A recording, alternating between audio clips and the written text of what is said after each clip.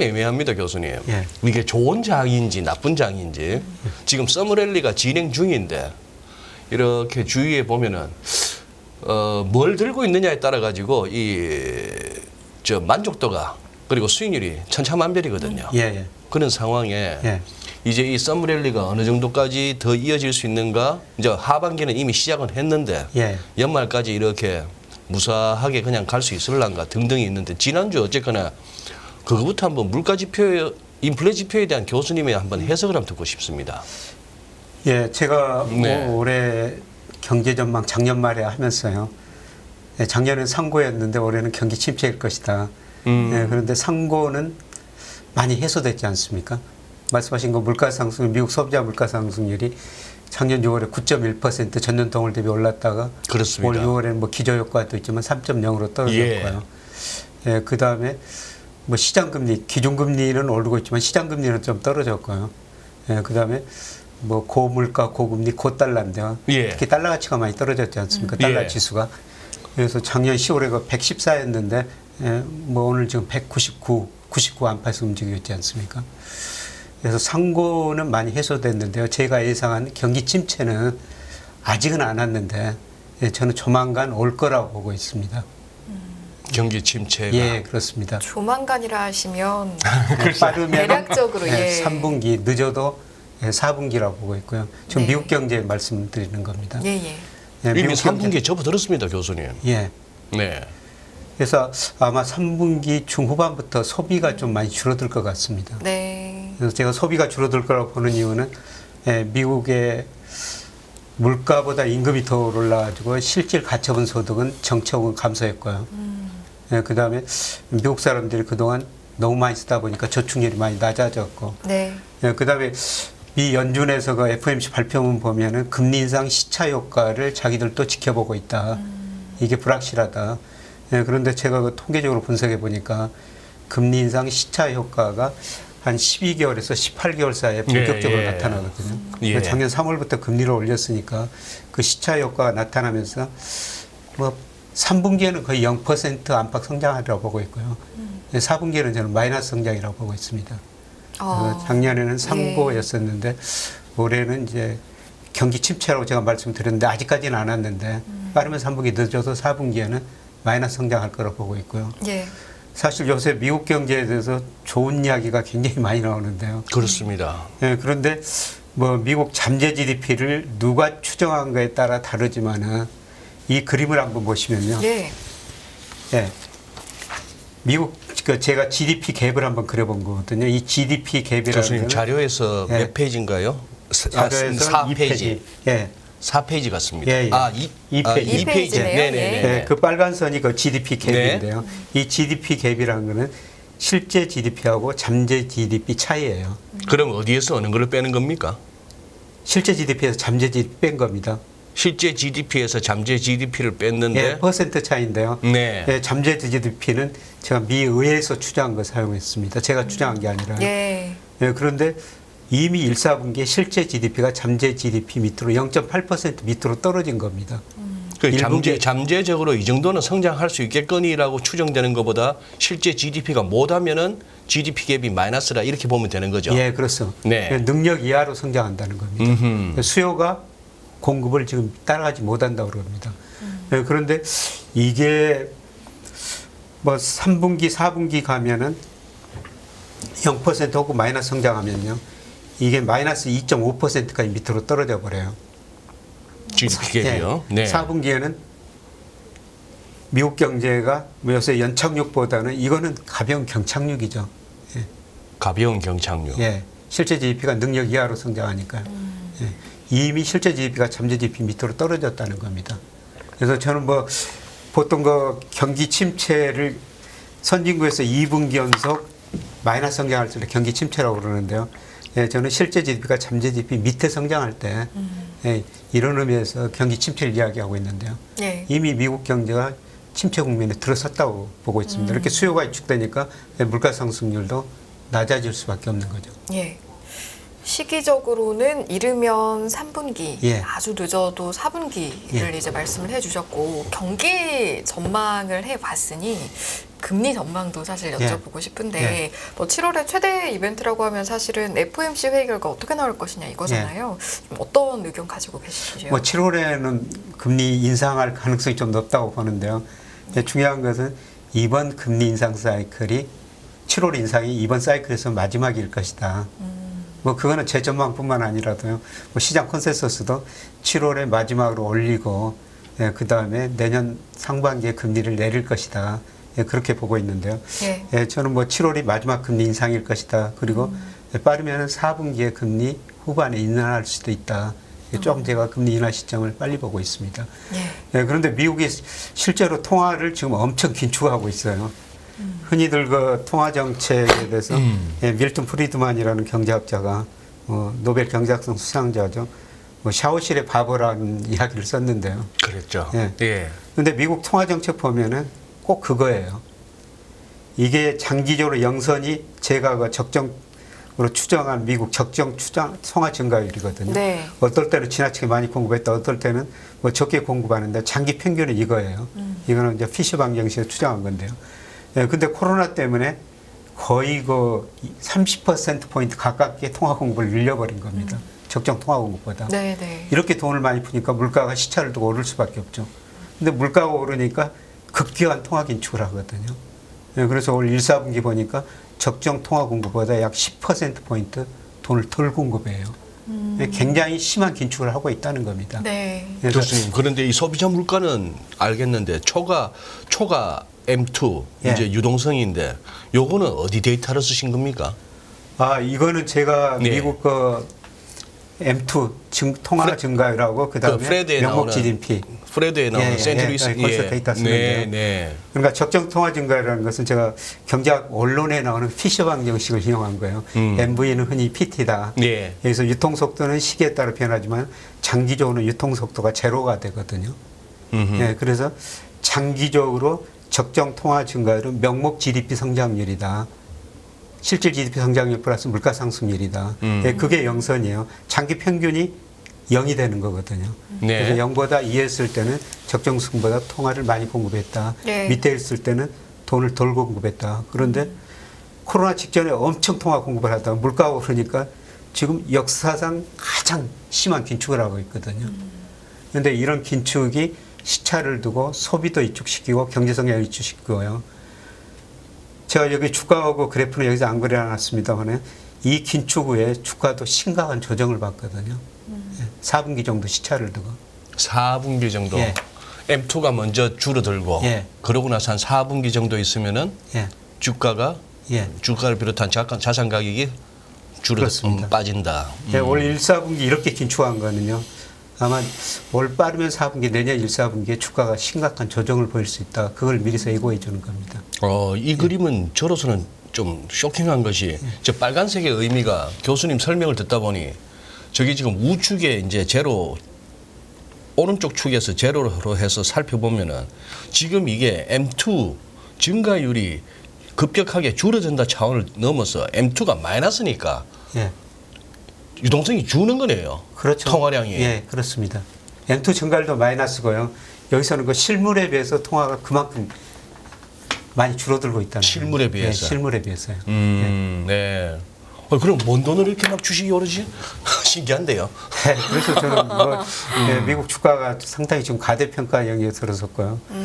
조만간 급격 한번 조정을 보이라고 보고 있습니다. 이게 저 미국 주가하고 실질금리 그래프인데요. 네. 실질금리라는 것은 명목금리를 어떤 식으로 정의하느냐에 따라 다른데요. 제가 명목금리를 미 10년 국채 수익률을 사용한 거예요. 네. 그동안 실질금리가 역사상 최저치까지 떨어졌거든요. 마이너스 6.4%까지 떨어졌어요. 네. 실질금리는 플러스가 정상이죠. 그렇죠. 그러니까 실질금리가 플러스가 되는 과정에서 금리가 올리고 물가상승률이 낮아졌죠. 네. 10년 국채 수익률은 4%까지 올라가지고 제가 보기에는 적정 수준까지 올라갔습니다. 예. 그런데 그러니까 실질금리가 이제 정상화한다는 과정에서 물가상승률이 많이 떨어졌죠. 그런데 이 실질금리하고 S&P 500하고요. 상관계수를 구하면 마이너스 0.75가 나옵니다. 네. 그런데 지금 실질금리가 오르고 있는데도 주가가 오른 거는 저는 이게 지극히 주가가 비정상적이다. 쉽게 말씀드리면요. 미국의 지금 배당 수익률이 1.53%더라고요. 어제 기준으로. 배당 수익률이요. 예. 네. 근데 미국 10년 국제 수익률이 3.8%, 예. 7% 안팎이에요. 예. 저 같으면 미국 주식 안 사고 국채 사겠습니다. 그러네요. 예. 배당 수익률과 그 국채 수익률만 따지면. 예, 그만큼 주가가 가대평가된 거고요. 예, 그다음에 올해 미국의 명목 GDP가 5.5% 성장한다고 가정하더라도 S&P 500이 3,650 정도가 적정 수준이 나옵니다. 예, 그리고 오늘 저녁에 미국의 산업 생산 소매 판매, 소매 판매 계절적인 요인 때문에 올해 좀 6월 통계가 좀 증가한 거로 나왔을 것 같은데요. 그걸 고려하더라도 예, 미국의 그 적정 S&P 500 추정해 보면 한 3,900 정도 나오거든요. 그러니까 뭐 배당 수익률, 명목 GDP, 뭐 경제 변수 이런 거로 평가해 보면요, 예, 저는 지금 미국 주가가 지나치게 가대평가돼 있다. 예, 이게 조만간에 해소될 것이다. 예, 그렇게 보고 있습니다. 네. 예. 이제 높아심에 또 이렇게 우리 시청자분들한테 드리고 싶은 말씀은 그렇더라고요. 예를 들어 저만 하더라도 예. 교수님의 그 어떤 방송이나 뭐 프레젠테이션을 갖다가 매번 꼼꼼히 못 챙기고 소위 말해서 띄엄띄엄 듣게 된단 말입니다. 이렇게 저희가 모셨을 때 한번 듣게 되거나 아니면은 중간에 못 모셨을 때는 이렇게 썸네일 올라오는 걸 갖다가 이렇게 제목을 보면서 오늘은 무슨 말씀을 하셨을까 짐작을 하다 보면은 이게 이제 띄엄띄엄 듣다 보면 오해가 생기는 것이 교수님이 말씀이 자꾸 바뀐다 이렇게 된단 말이죠. 근데 제가 보기에는 교수님은 그때그때마다의 갖고 계신 모델과 데이터에 따라서 최대한 어차피 뭐 시장이란 것이 누구나 모르는 거지만 그 와중에 지금 단기적으로 중기적으로 장기적으로 이제 뷰를 말씀해 주시는 그런 건데 지금은 또 이제 지난번 나오셨을 때하고 또 살짝 뭔가가 달라졌습니다. 아니, 지금 달라진 게 전혀 없고요. 달라진 게 없다. 예, 제가 저 올해 주가 전망하면서 4, 5월까지는 걱정하지 마시고 투자하십시오. 그러셨죠. 예, 예. 그런데 6월, 8월 사이에 좀 리스크 관리를 하시는 게 좋습니다. 이때 우리 주식을 사셔야 됩니다. 4분기 또 내년 상반기까지 오릅니다. 지금도 변함이 없어요. 그런데 예, 그런데 현재까지는 지금, 예. 6월에서 8월 사이라 하셨는데 예. 7월까지는 잘 가고 있다. 이렇게 봐야 되네 아직까지는. 지금 미국 주가는 잘 나오고 있는데 우리 주가는 이미 조정 국면에 저는 들어섰다고 보고 있거든요. 네, 지난 그 6월 초에 2,650까지 올라갔다가 예. 2,520까지 떨어졌지 않습니까? 그러네요. 그리고 그러네요. 최근에 또 그러네요. 지난주에 반등했는데 예, 저는 이게 지난주에 그 미국 물가도 하하. 상승률도 좀 낮아지고 예, 그다음에 제가 선행지수가 올해 그 3, 4월이 예. 저점일 것입니다. 예. 이런 전망을 하면서 올해 제가 주가를 긍정적으로 봤거든요. 네. 예, 그런데 OECD 선행지수가 이게 발표될 때마다 조금씩 다른데요. OECD 선행지수가요? 예, 네. 그런데 이게 우리나라 한국 선행지수가 6월께 발표됐는데 2월이 저점 나와버렸어요. 잠깐만요. 예. 저거는 몇 페이지인가? 이게 10페이지인데요. 10페이지. 예, 예. 10페이지 보시면 10페이지에 예, OECD 선행지수가 예, 예. 제가 그 3, 4월이 저점일 것이다. 예. 이렇게 계속 말씀을 드렸는데 예. 뭐 이게 조금 바꿔질 수도 있어요. 근데 2월이 저점이 나와버렸고요. 2월에 저점이 나와버렸다. 예, 그렇습니다. 예, 이게 지난주에 발표된 거거든요. 예, 예. 예, 이런 것들을 주시한 긍정적인 요인 준 것 같고요. 이제 문제는 우리 통계청에서 발표하는 선행지수 순환변동치라고 있는데요. 예. 이것이 지금 그 5월까지 발표됐는데 4, 5월하고 거의 비슷했어요. 예, 그런데 저는 6월 데이터 발표되면서 이것도 좀 저점 섰을 거라고 보고 있습니다. 그래서 제가 뭐 3, 4월 저점이다 물론 한두 달 앞설 수도 있고 뒤설 수도 있죠. 네. 예, 그런데 그런 모습이 나옵니다. 예, 그럼에도 불구하고 제가 뭐 6월, 8월에는 좀 조정을 거칠 것입니다. 예, 그거는 미국 주가 가대평가, 미국 주가는 아직 조정, 뭐 저는 거의 조정 국면에 지금 들어서고 있다고 보고 있는데요. 미국도요? 예, 우리는 이미 조정 국면에 들어섰다고 보고 있고요. 그런데 제가 조정을 보이려고 말씀드린 거는 이런 경기 회복을 기대하고요. 우리 코스피가 그동안 너무 많이 올라 버렸어요. 예를 들어서 여기 보면 코스피가 올 그 상반기 15% 올라 버렸거든요. 네. 근데 코스피 업종별 수익률 보면요. 운수장비, 전기전자 이게 30% 이상 올라 버렸거든요. 운수장비, 전기전자 이런 걸 대표적으로 경기 관련주입니다. 네. 예, 삼성전자, 예. 뭐 현대차, 예, 그러네요. 경기 관련주라고 네. 보죠. 예, 그다음에 경기에 뭐 둔감한 통신업, 섬유의복, 의복 이런 것들은 오히려 의약품 떨어졌어요 주가가. 오, 예. 예. 그래서 주시장은 경기 회복을 반영하고 미리서 올랐다. 미리 올랐다. 예, 그런데 지금 선행지수 순환 변동치가 방향을 OECD는 빨리 전환했고 우리 통계청 선행지수 조만간 방향을 전환할 것이다. 그런데 이런 걸 기대하고 주가가 너무 많이 올라버렸다는 거죠 미리서. 그러니까 제가 그 장기적으로 추세를 구하는데요. 네. 지금 추세에서 우리 코스피가 2로 10% 벗어나 버렸거든요. 위로. 예, 2로. 예, 추세가 있는데 추세의 상단보다도 10% 예, 2로 벗어났어요. 위로 와 있다. 예, 단기적으로. 네. 예, 그러면 이게 추세에 접근하는 과정에서 제가 조정일 것이다. 예, 그런데 결국은 OECD뿐만 아니라 통계청 선행지수 오르고 예. 시간을 두고 우리 경기 뭐 빠른 회복이 아니면 회복될 거라는 거죠. 그러면은 사실은 OECD 선행지수를 이제 항상 강조해 오시기는 하는데 네. 이게 긍정적인 신호가 보이고 있는 것은 그냥 현상적으로 저희가 볼 수 있는 네. 부분인데 네. 주가적인 측면에서 보면 이게 이미 반영이 됐다라고 하셨잖아요. 주가가 이제 선반영 너무 빨리 올랐다 예. 왔다는 거죠. 그러면 예, 그리고 이제 조금 네. 저 제자리 돌아오다가 아, 또 경기가 이제 회복된 걸 확인하면은 다시 한번 아하, 4분기 다시 그렇게 한번 해서 오를 그러면 거라는 되는군요. 거죠. 예. 4분기 내년 상반기에 걸쳐가지고. 네. 그래서 제가 이런 주장을 하나도 지금 바뀐 거 없고요. 예, 예. 그렇습니다. 그래 근데 아까 저 미국 주가를 저도 오해를 하고 있는 거죠. 예. 이게 띄엄띄엄 봐서 그렇습니다. 띄엄띄엄 보고 이렇게 우리 또 다양한 채널에서 썸네일들을 너무 막 예. 교수님 말씀하시고자 하는 것 갖고는 다소 약간 뭐 정확하지 않게 썸네일을 달다 보면은 오해의 소지가 생기는. 네. 예, 일부 그 썸네일을 그렇게 달아가지고요. 뭐 조회 건수는 뭐 100만 건이 넘더라고요. 제목을 뭐 제가 저 6월 8월에 조정이라고 그랬더니 주식 다 팔아라. 이런 식으로 제목을 달아버리니까 그 조회 건수는 엄청 많고 예, 그런데 그 썸네일만 본 사람들은 저를 오해하게 되죠. 그렇죠. 예, 그래서 어제 제가 제 유튜브에서 선언했습니다. 어떻게? 안 나갑니다. 아이고, 제 유튜브에는 안 나갑니다. 아이고. 아 그러면 인포라인은 나와 주셔야 되는데 어쩌죠? 아니 저는 네. 교수님 그 마음 충분히 이해합니다. 내가 전하고자 했던 메시지하고 전혀 다르게 제목이 달려나가고 그리고 또 상당수의 댓글들이 내용은 안 보고 제목만 보고 예, 또 댓글들을 막 악플을 달아요. 네, 그러면 참 이렇게 마음 속상하시죠. 예. 아 그리고 그것보다는요. 예. 제 이름을 사칭해 가지고 하는 사람들이 너무 많거든요. 실제로 손에 속은 분들이 너무 많아요. 그래서 전직 고위 관료도 속아가지고 상당한 돈을 이루시고요. 네. 저런. 뭐 큰 대기업 사장도 그렇고 뭐 제 고향 선배들도 노후 자금 가지고 투자했는데 다 손실 입었다는 겁니다. 제가 주말에 내려갔다가 예. 저 동서한테 예. 손이 동서한테 이서방 김영익 교수님이 유료 강의도 하시나 이러면서 이걸 펼쳐서 이렇게 보여주는 거예요. 교수님 그런 거 안 하실 텐데 제가. 근데 그 보면은 설명이 교수님 방송을 보나 봐요. 교수님 논리가 예, 이렇게 좀 맞습니다. 들어가 있어요. 예, 이걸 갖다가 좀 더 유료 강의로 한번 제대로 한번 배워보시라고. 그래서 지금 피해 보시는 분들이 너무 많아가지고요. 제가 좀 조용히 살아야 되겠다.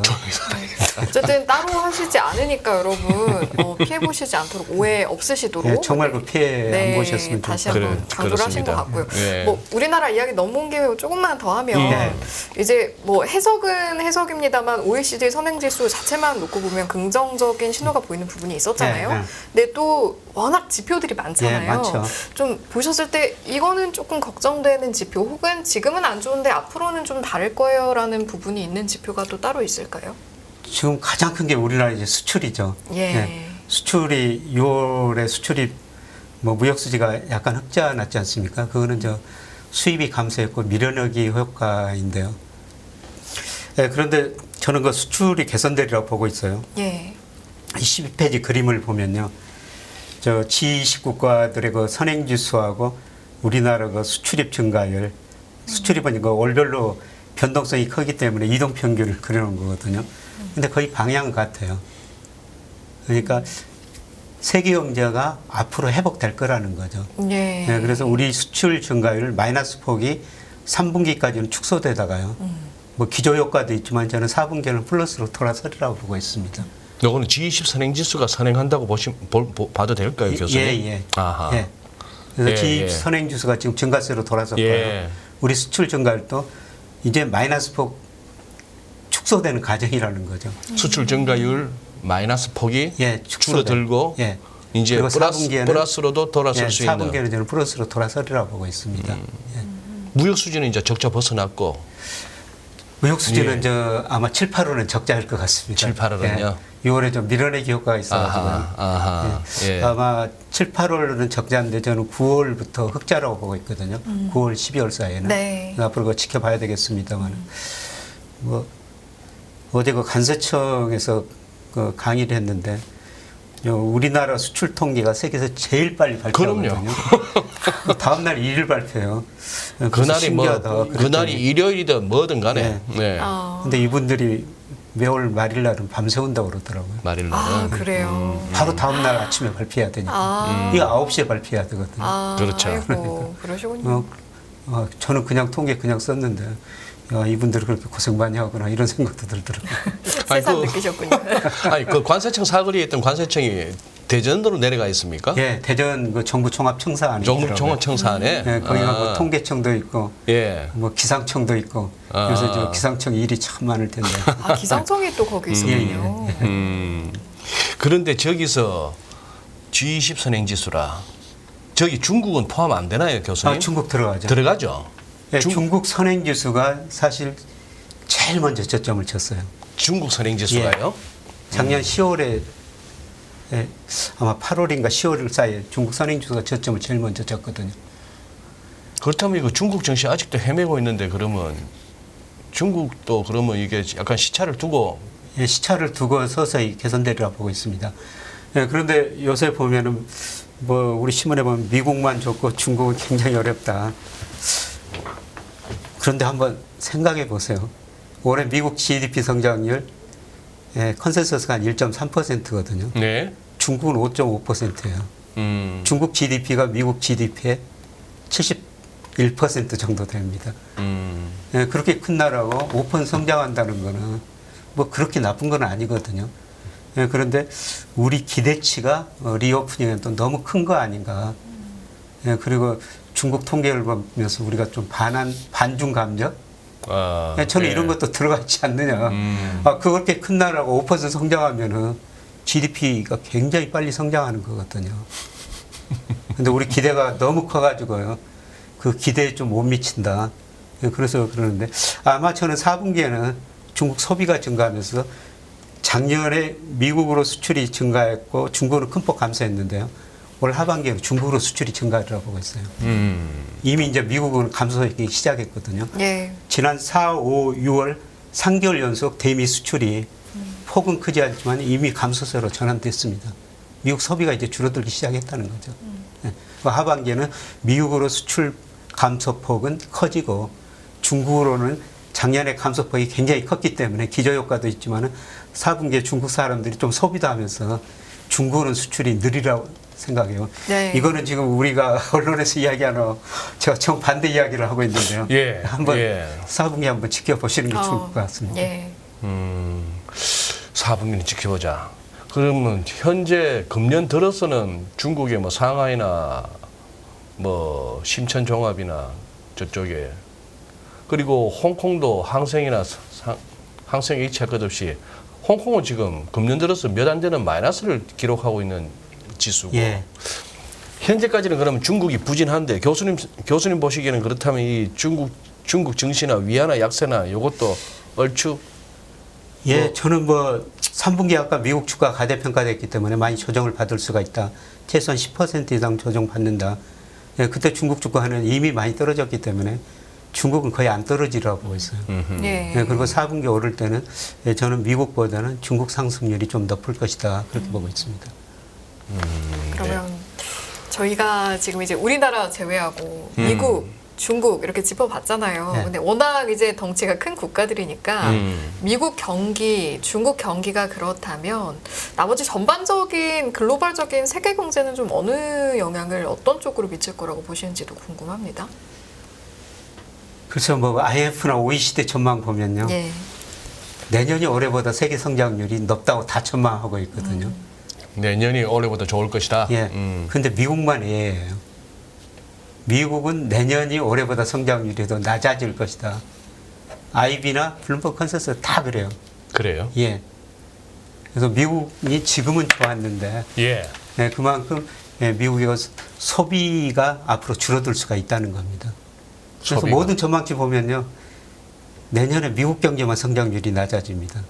예를 들어서 미국 경제가 작년에 2.1%, 올해 거의 1.3% 정도 예상하고 있는데요.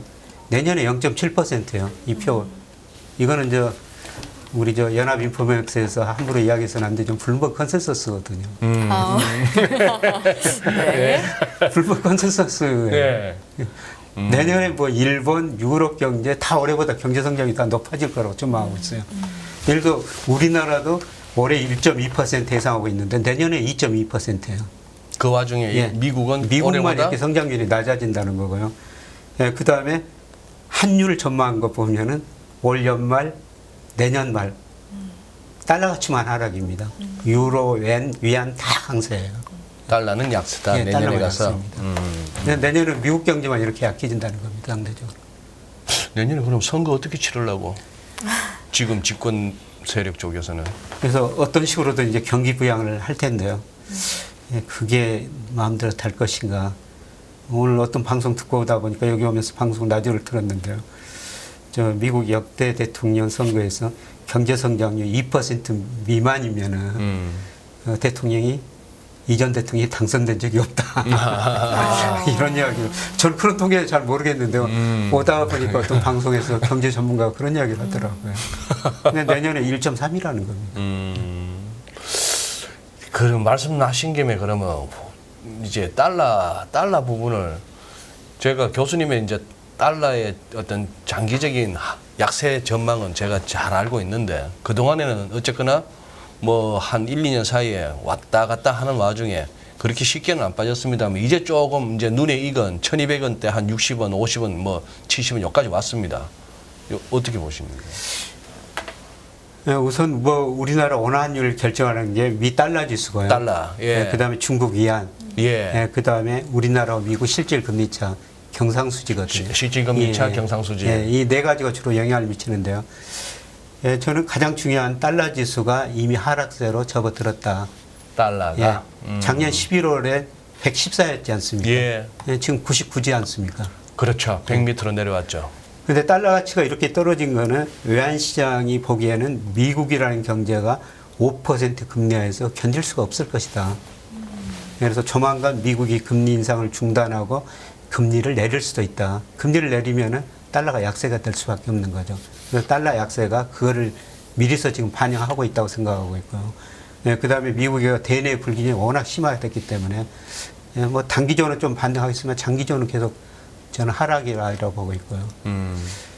그 다음에 중국 위안하고 우리 환율에도 굉장히 중요한 영향을 미치죠. 사실 최근에 우리 환율이 많이 오른 이유 중에 하나는 중국 위안화 가치가 많이 떨어졌기 예. 때문에 육정부에서 7.34까지 이 정도까지 올라 그랬으니까.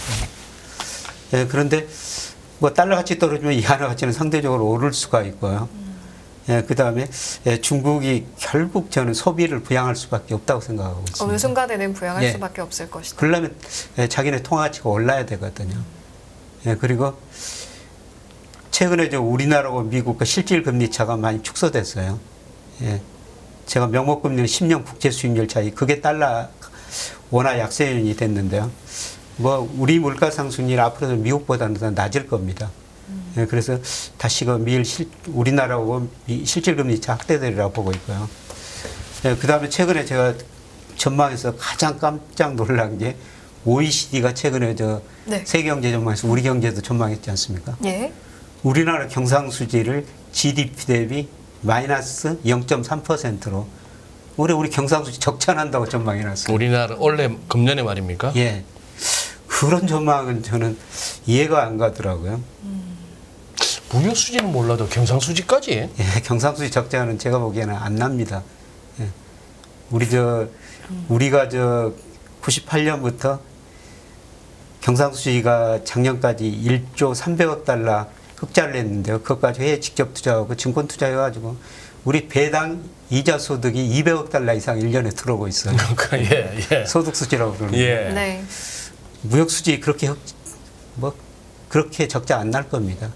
경상수. 예. 예. 그래서 경상수지가 뭐 한국은행도 올해 150억 달러 흑자 낼 거라 보고 있는데요. 뭐 저동도 그 정도는 흑자 내리라고 보고 있습니다. 아, 근데 예, 이런- OECD에서는 왜 이런 수치가 나왔을까요? 그래요. 뭐 그 사람들 나름대로 모델이 있을 텐데요. 예, 저는 그 수치 보고 좀 정말 이럴까? 이러면 우리 환율 굉장히 불안해지죠. 아,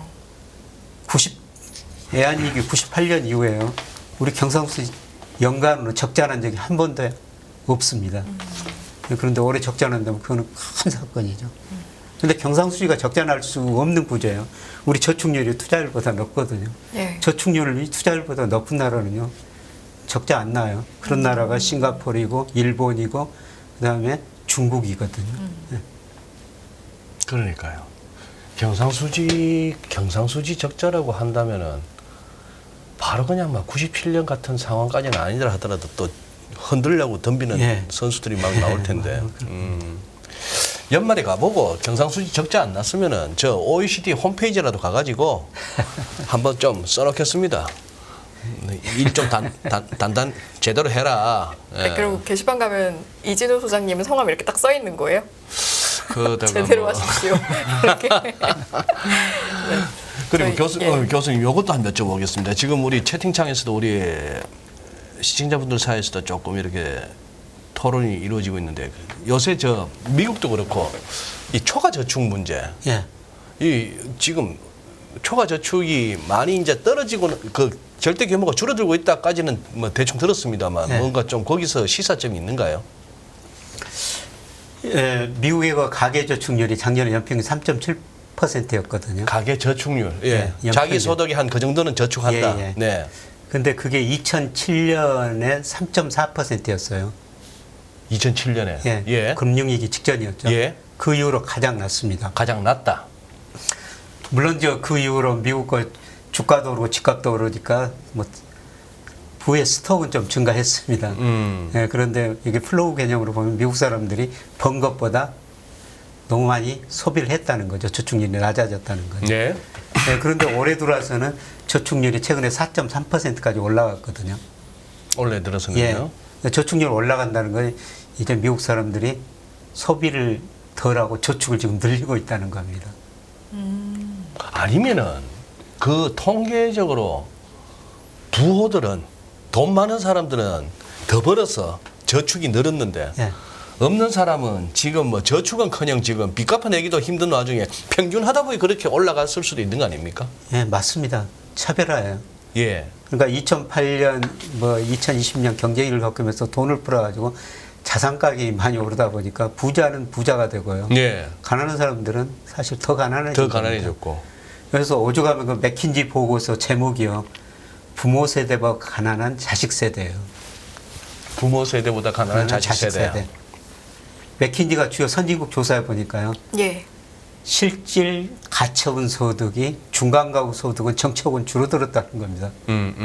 그 나라 전체 GDP는 맥킨지가 조사한 기간 보니까 전부 늘었어요. 전부 늘었는데. 네, 근데 예. 상위 10% 정도만 많이 가져가고 예. 중간가구의 실질 소득은 정책은 감소하고 있다는 겁니다. 예. 소득 차별하죠. 예. 근데 부자들은 이미 많이 소비하고 있어요. 우리나라 부자들은요, 한계 소비 성향이 6% 정도 돼요. 한계 소비 성향. 예. 한계 소비 성향이라 하시면 한 달에 소득이 100만 원 늘었다면은 100만 원 늘면은 소비는 56만 원 정도 한다는 겁니다. 아, 한계 소비. 예. 한계 늘어난 만큼. 예. 근데 소득 1분이 2분이 이분들은요. 소득이 거의- 낮은 예. 저소득층. 예, 예. 그분들은 거의 100%예요. 아, 본 만약에 만큼 다 쓰고 내가 있죠. 100을 번다라고 예. 하면 100을 쓴다라는 예. 말씀. 예. 그러니까 부자들은 쓸 돈이 많죠. 예, 제가 금융회사 다니면서 예. 뭐 2조 가지고 계신 분, 뭐 7천억 가지고 계신 분, 아, 자산이 2조세요? 예, 아이고. 이런 분들도 만나 뵙고 그랬는데요.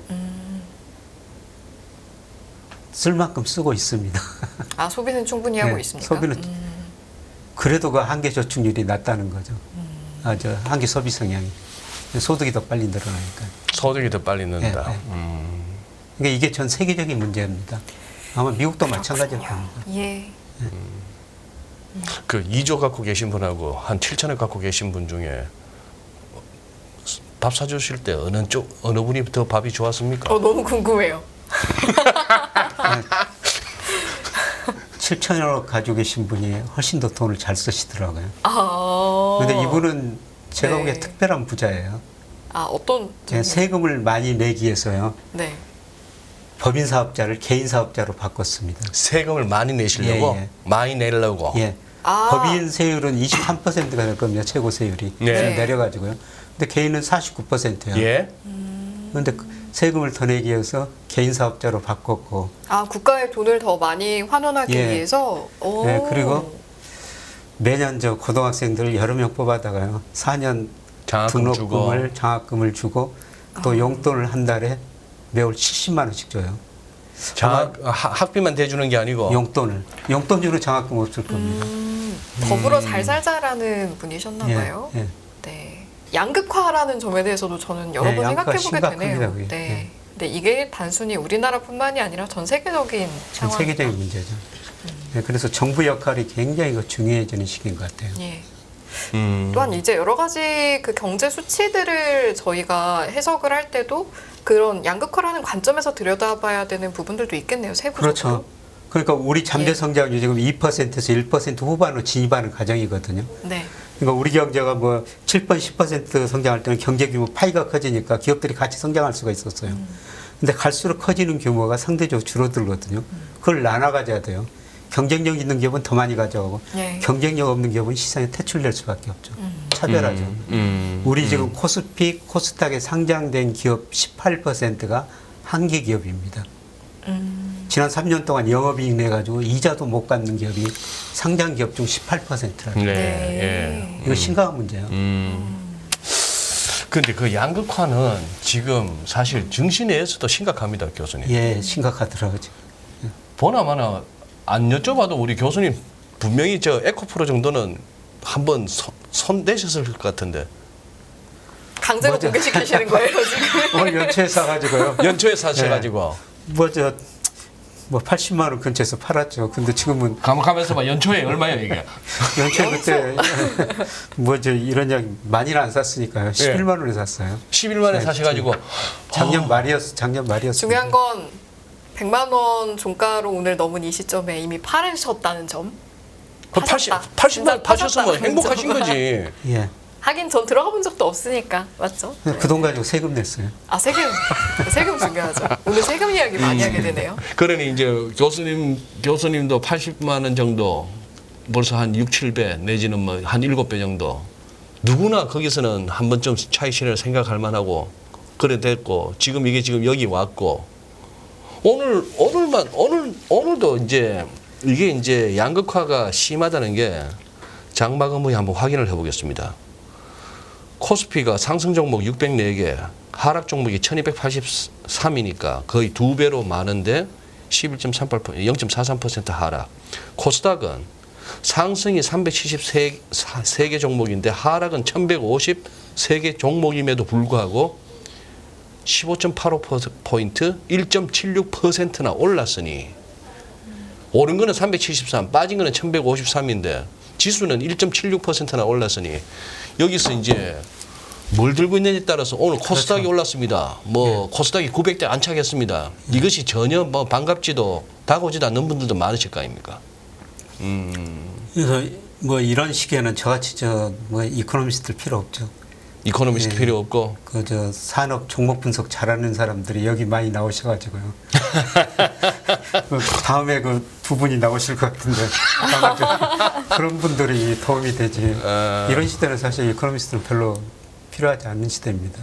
지금 저희가 뭐 일부는 이렇게 경제방송 내지는 교양이지만 이따가 교수님 인사드리고 2부로 가면 그냥 예능입니다. 예능을 표방하고 있습니다. 경제 예능쇼. 네네네. 아니 근데 지금 여의도에서는 이제 금융투자업계 증권사 이런 데서는 이제 2차 산업에 대한 리포트조차도 이렇게 쉽게 못 내는 상황이 되었습니다.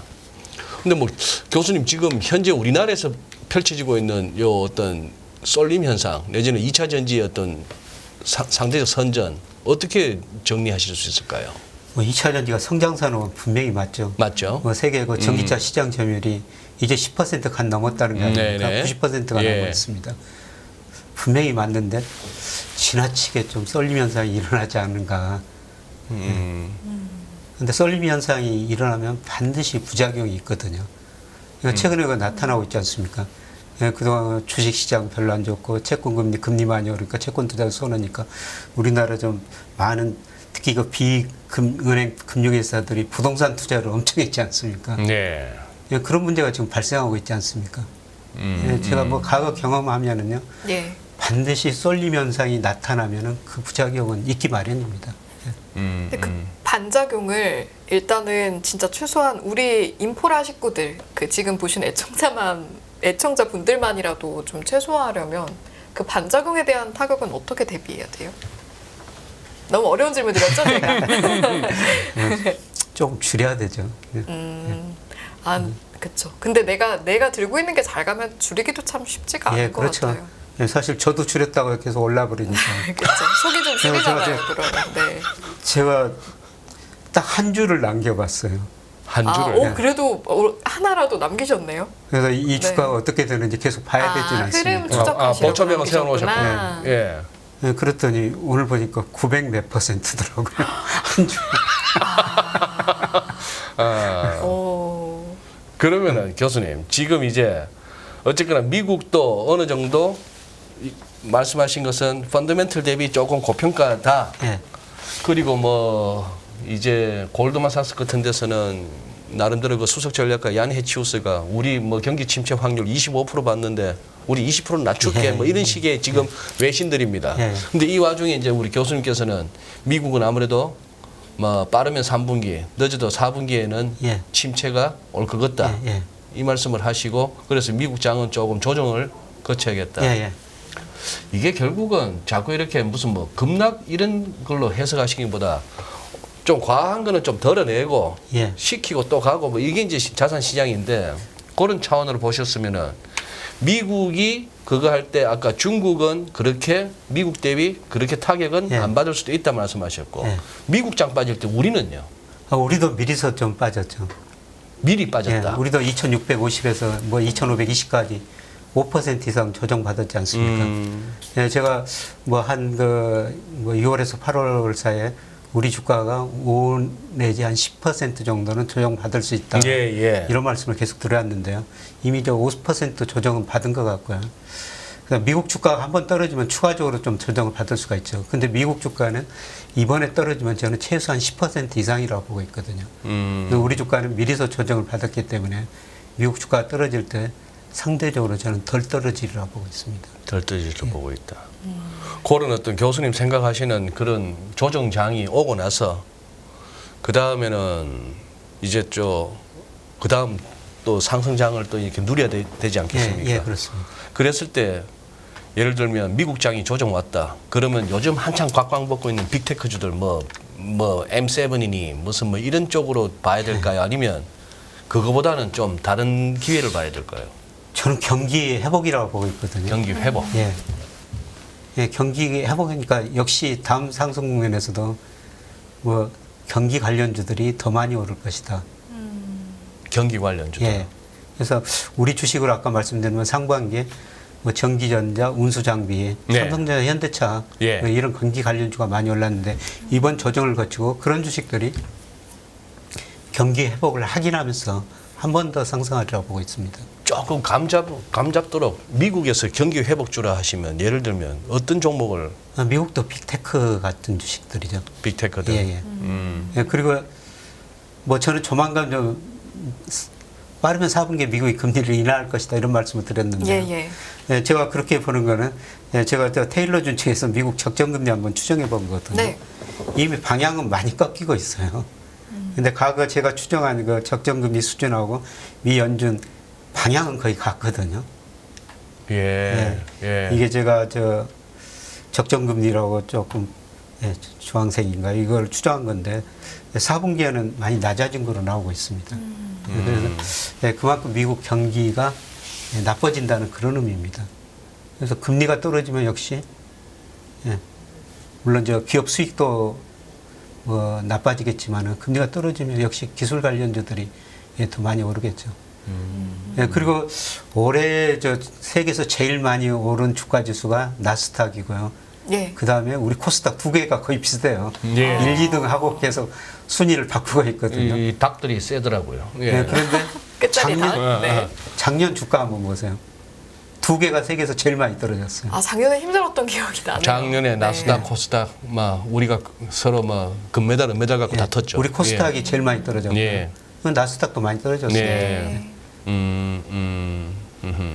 그래서 작년 주가 지수 그 뭐 하락률, 상승률하고요.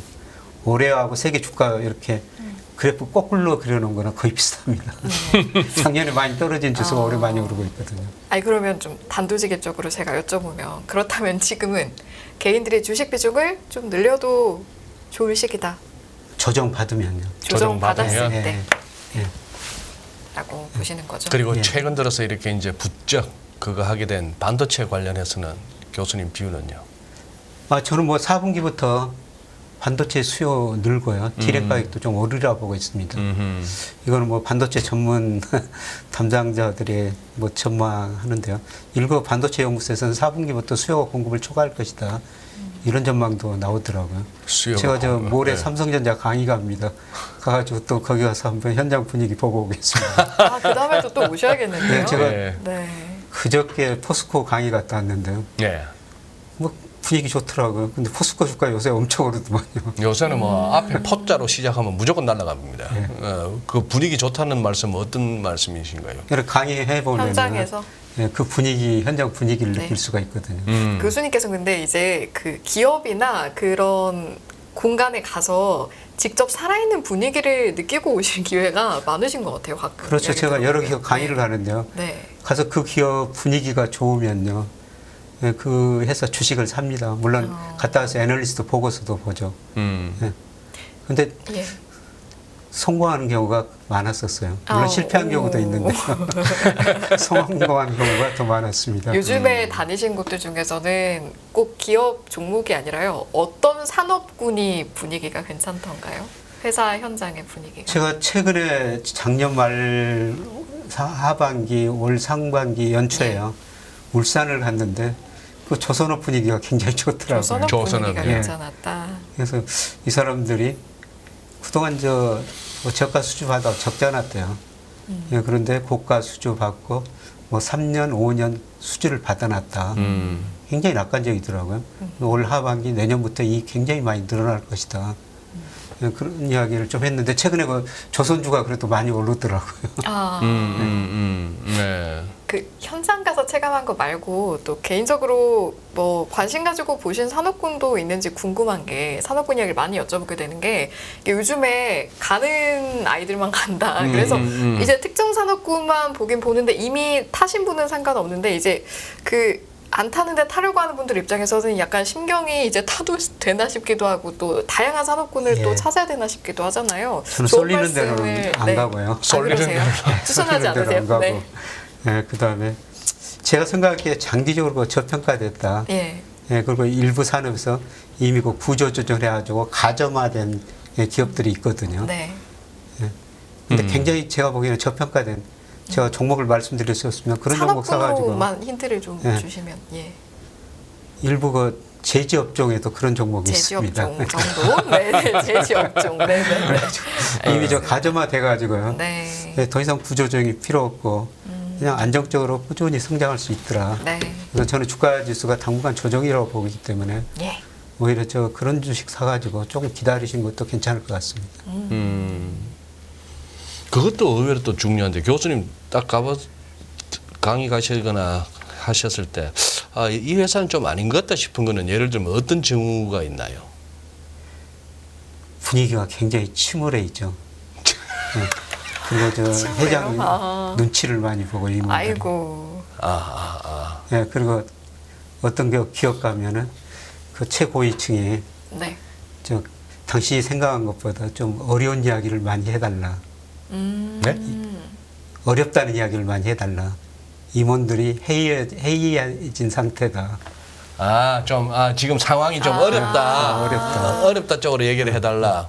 제가 생각한 것보다 더 어렵다는 이야기를 좀 해달라. 임원들을 좀 각성시켜라. 어머. 아, 교수님, 저 궁금한 거 있어요. 아니, 그 직접 가서 보시면 시기를 이제 놓고 봤을 때 어떤 리더, 어떤 대표, 어떤 회장을 가진 기업이 이제 여러 가지 이야기 하셨다고 하셨잖아요, 대표가. 네. 그러면 어떤 마인드를 가지고 있는 대표가 있는 기업이 나중에 주가도 좋고 잘 가더라, 회사가 잘 되더라, 뭐 이런 것도 있어요? 좀 분위기가 자유로운 분위기야. 아. 네. 임원들이 그 자유롭게 네. 좀 질문도 하고 발언할 수도 있는. 회사 경영자의 분위기가 예, 그렇습니다. 자율적으로 예. 이런 걸 회사원들에게 많이 열어주는. 예. 회장 눈치만 보는 회사는 별로 안 좋더라고요. 이 다이어리에서 고개를 못 들고 계속 익하고 있는데 별 희망 없죠. 예, 그렇습니다. 알겠습니다. 그리고 근데 요즘 어떤 회사 가면 또 회장이 정말 공부를 열심히 하시더라고요. 아, 그런 예, 것들은 예. 공부도 열심히 하신다. 그 회장이 또 공부를 열심히 하셔가지고 그래서 그 회사 주식을 샀더니 나중에 굉장히 많이 잘 오르더라고요. 되셨어요. 예. 근데 많이는 안 사고요. 예, 제가 강의 어떤 회사에서 주문을 이탁을 받으면은 그 회사 공부해가지고 와야 되지 않습니까? 네, 예. 갔다가 그 회사에서 강의로 준 만큼 그 정도밖에 안 사고요. 좀 좋다고 하면은 좀 많이 사고. 그렇죠. 그리고 나오신 김에 그것도 한번 여쭤보겠습니다. 요즘 대학원생들, 경제대학원에서 오는 대학원생들이 주로 어느 쪽에 더 관심이 있습니까? 예를 들면 뭐 이렇게 예전처럼 요거 해가지고나 증권사나 이런 데로 이미 재직 중인 학생들이 많을 텐데 더 하고 싶어하는 쪽이 어딘가요? 요새 저희 경제대학원 야간대학원생 보면 우선 여자분들이 더 많습니다. 아, 네, 여자분들이 요즘 어딜 가나 그렇던데. 그럴까요? 그다음에 네. 옛날에는 금융회사 다니신 분들이 많이 오셨었어요. 예. 네. 그런데 요즘에는 지금은 전혀 달라집니다. 정말 회사가 다양해요. 네. 아, 그래요? 네, 그리고 저희가 또 ESG라는 네. 이런 거 전공을 만들어 놨거든요. 아, 그래요? 네, 그쪽으로 정말 여러 회사에서 많은 분들이 오세요. 그러니까 ESG. 과거에는 주로 금융을 공부하는 사람들이 많이 오셨는데 최근에는 너무 다양한 사람들이 많이 와서 공부를 하시더라고요. 그래서 제가 늘 드리는 거는 우리 구조적으로 저성장 국면에 들었었다 제 이야기를 하는데요. 제가 2013년에 회사 팔고 즉시연금을 2억 원 가입했는데 그에 51만 원을 주는데 제가 28만 원을 받거든요. 그러니까 무슨 말씀이죠? 제가 즉시연금을 한 보험회사에 가입했는데 2013년이었었습니다. 그때 회사 팔고 데이터이 생겨가지고 생명보험에서 즉시연금 가입했는데 즉시연금 가입하면 매월 얼마씩 주지 않습니까?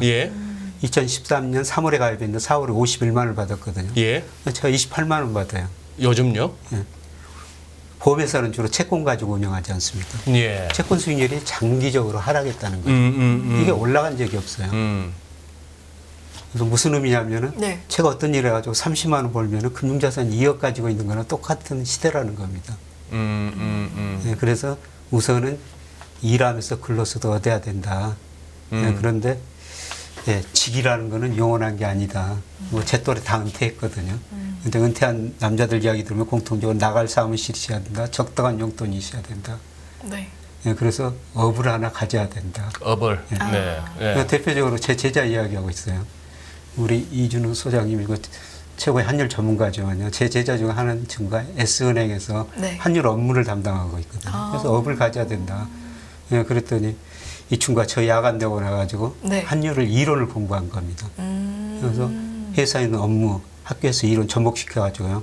경제의 99%는 환율이다. 이런 책을 썼어요. 제가 적극적으로 추천서 썼는데요. 그 친구는 그 책을 써가지고 환율이라는 업을 가져버린 겁니다. 환율 불안할 때마다 여러 군데서 그 친구 찾습니다. 강의 요청하죠. 관련 요청하죠. 맞아요. 그런 식으로. 이거는 저희와 조금은 결이 다른 이야기일지는 모르겠지만 저도 드는 생각이 직장에서 회사에서 나의 그 직책 하나가 나의 업이 아니라 나만의 브랜드가 진짜 확실히 있어야겠다라는 생각이 들더라고요. 그래서 저희 학생들을 보면요. 그런 업을 마련하기 위해서 공부를 하고 있는 것 같더라고요. 그래요. 알겠습니다, 교수님. 네, 저 예. 다른 이야기 했습니다. 아닙니다. 어쨌든 투자의 어떤 기본 바탕이 되는 우리가 매일매일 약간의 그 자산을 통해서 투자를 하는 것도 이 업이 탄탄해야 가능한 일이니까요. 또 다 연결되는 내용이었다고 생각을 합니다. 끝없는 위기 속 기회는 언제나 숨어 있습니다. 성공한 투자 고수들과 나눈 투자의 철학. 다가올 기회를 잡아내는 부의 만찬으로 여러분을 초대합니다. 푸짐하게 한 상 차려놓았습니다. 안녕하세요. 이승입니다. 더 많은 영상을 보고 싶으신 분들은 화면 오른쪽에 있는 구독 버튼을 눌러주시기 바랍니다. 그리고 영상을 보시면서 좋아요는 필수인 거 아시죠? 항상 인포맥스 라이브를 사랑해주셔서 감사합니다.